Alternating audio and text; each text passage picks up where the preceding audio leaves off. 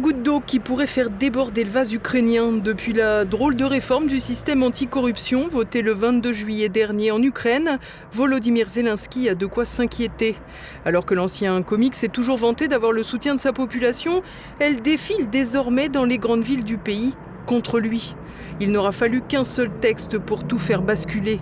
La loi 12-414, votée par une très large majorité de députés, 263 pour et seulement 13 contre, a été signée par Zelensky le jour même. Une célérité inédite dans la vie politique ukrainienne qui a mis la puce à l'oreille de beaucoup. Le fond de l'affaire est simple. Le NABU et le SAPO, les deux bureaux indépendants chargés de lutter contre la corruption dans le pays qui en est vérolé de l'aveu même de l'Union européenne, sont désormais soumis à la tutelle d'un procureur général, lui-même nommé par le chef de l'État. De la justice, donc, les Ukrainiens auront vu mieux, ou pas.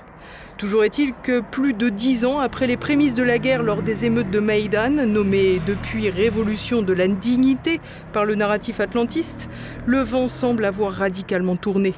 À plus forte raison qu'une partie des manifestants d'aujourd'hui étaient déjà au rendez-vous en 2014 sur la place de l'Indépendance à Kiev.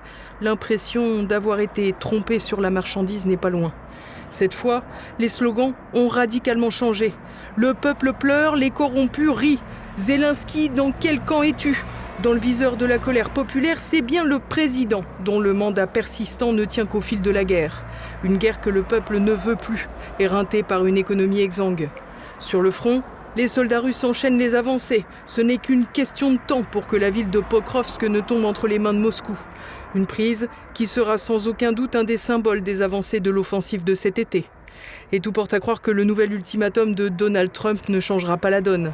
Après son délai de 50 jours, lui-même annoncé après les 24 heures et les 100 jours, c'est désormais une échéance de 10-12 jours qu'a fixé le président américain pour que Vladimir Poutine mette fin au conflit qui dure depuis plus de 3 ans. Sans de s'extirper de sa révolte interne, Zelensky est ravi. Aujourd'hui, le président Trump a fait une déclaration extrêmement importante. Et c'est vrai, c'est la Russie qui fait tout pour perturber les efforts de paix et prolonger cette guerre. Un refrain éculé qui ne produira aucun effet tant que les demandes de l'Ukraine resteront déconnectées des réalités du terrain militaire. Des réalités de plus en plus noires pour les Ukrainiens qui devraient continuer de diriger leur colère contre le président, perçu comme un frein pour rétablir la paix. Dans ce que Zelensky pourrait finalement apparaître suffisamment illégitime pour être poussé au départ, y compris par ses propres partenaires.